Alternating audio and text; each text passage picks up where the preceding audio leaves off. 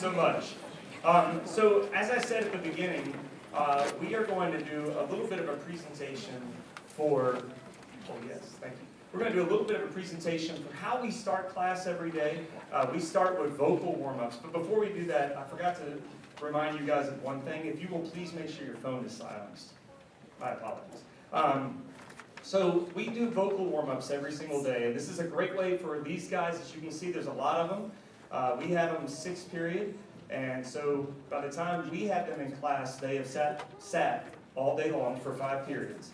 And so obviously they're a little bit everywhere, and so it's a great way for them to physically and mentally and musically get themselves ready to go. So we're going to do a little bit of showing you what that looks like. So our very first warm-up that we do every single day is a great way for us to engage their breath, and we do what's called a siren. So just going to show you a little bit about what that looks like.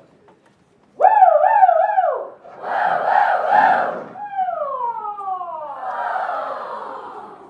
Woo, woo, woo! This helps them to get into their head voice, because our speaking voice and our head voice, they're 2 totally different voices, and we really try to tap into that good sound. So the second thing we do is we start by matching a pitch. So we actually match A, and this helps them to really get focused in listening to the people around them, not over singing.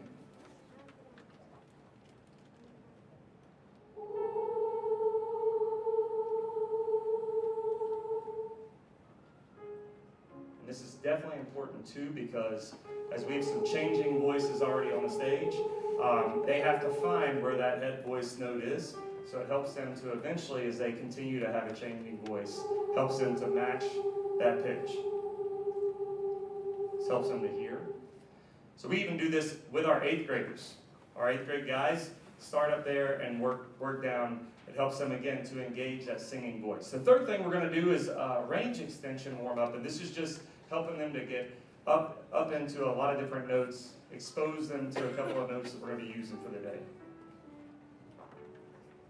So we're actually going to focus on vowels right now. Vowels are super important in what we are doing every single day, singing-wise. So let's see how that goes.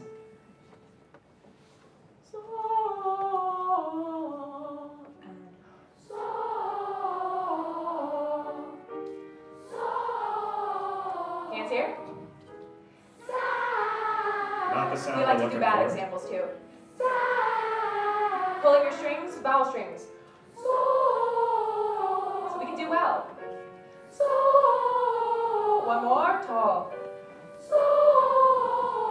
Very nice. Awesome. So what are we doing next, Scott? We're going to be doing something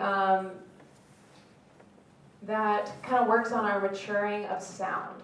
So we like to sound older than we are when we sing in middle school, because otherwise we can sound like elementary school. So we're going to sing, now rehearsal starting. Here we go. Ready? Now rehearsal starting, ready for some fun.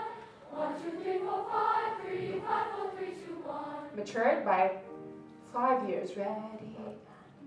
Now rehearsal starting, ready for some fun. 1, 2, 3, 4, 5, 3, 5, 4, 3, 2, 1. Not too bad, not too bad. Next one we're going to do is the range extension activity. So it's really important when the kids are younger to learn how to sing those high notes and low notes properly. So we're going to work on some of those high notes. Hands on your tummy. Za and za.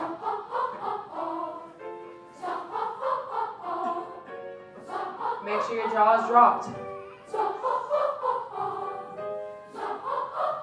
Nice and staccato. One more. Good. Now going to legato, just pulling that note.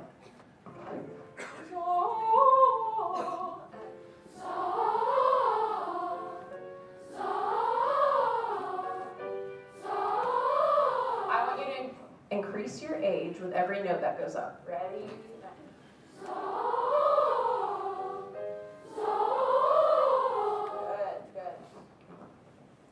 And the last thing we're going to work on is dynamics and cutoffs. Every phrase.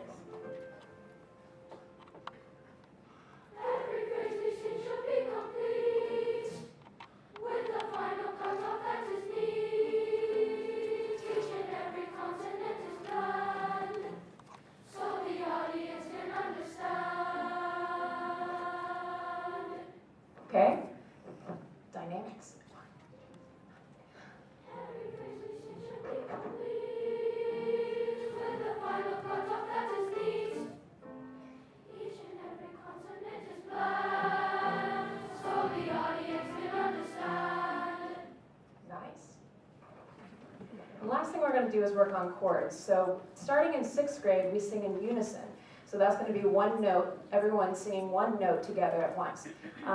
We also learn how to break into harmony, which is actually really difficult. We had each 6th grade class always has a hard time starting out with breaking into harmony. So we're going to work on it. Do. With your hand signs. Just altos. Listen. Fix those E vowels.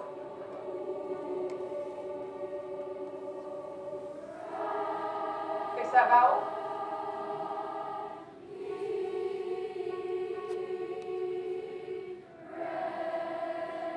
Sing softer.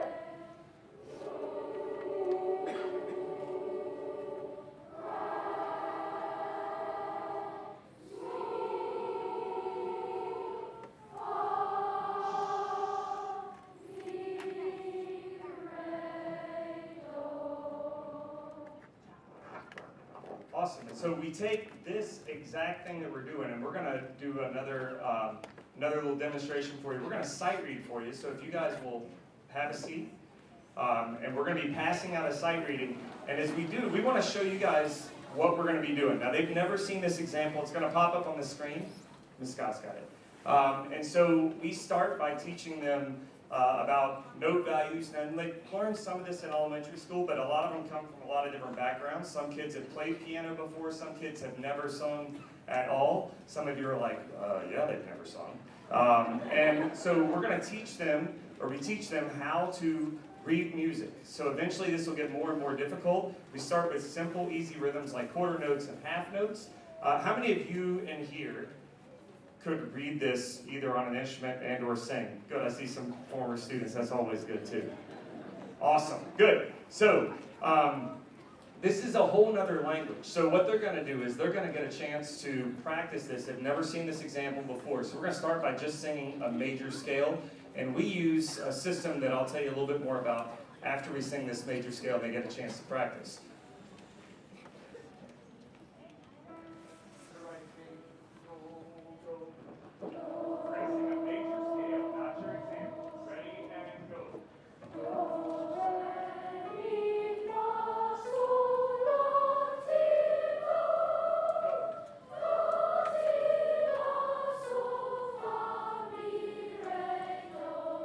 So you guys can go ahead and start practicing out loud, practice that example.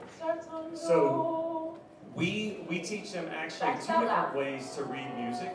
One is solfege, which you see right now, and we tie that into hand signs, which is a kinesthetic way for them to connect where the music is on the staff.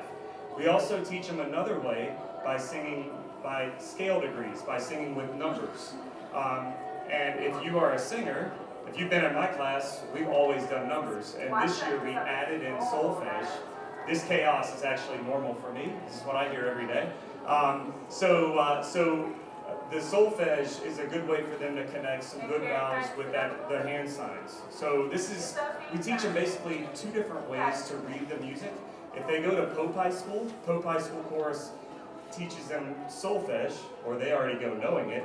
And if they go to Walton High School, they sing on numbers. And being that we are a house divided, it's a great way for us to serve both ways. So a lot of times as we get older, we'll have the kids start to sight read in whatever way works for them, because it doesn't change the pitch. Okay. It doesn't change the pitch, and it doesn't change the rhythm. So we're going to sing this example for you. Again, you can follow it on the screen. Remember, how many? Students, all of you sing do, sing that.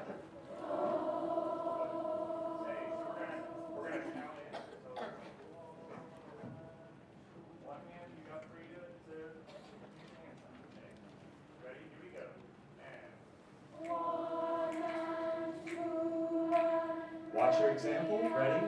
And go.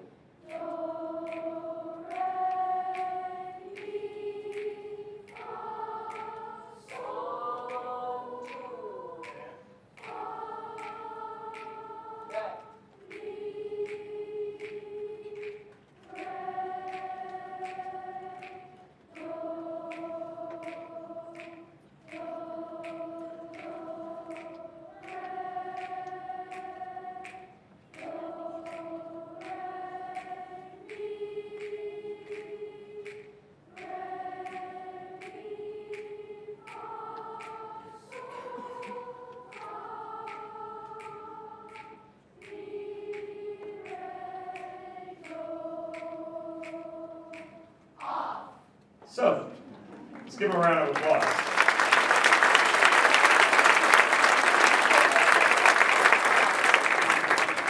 That's huge, guys, as you're passing that, watch for Miss Scott, okay? So that's huge, because what we can do is we can connect that to their music.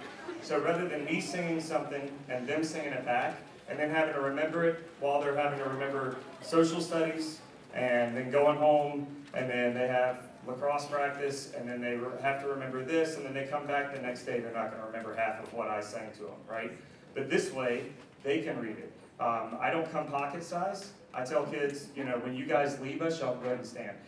When you guys leave us, you're going to have to be able to sight read music on your own. You may not be able to do all of it, but at least having a good basis is a great way to start. So again, I thought this would be a great way for you guys to see what we do every single day, besides just preparing songs for you guys. But speaking of preparing songs for you guys,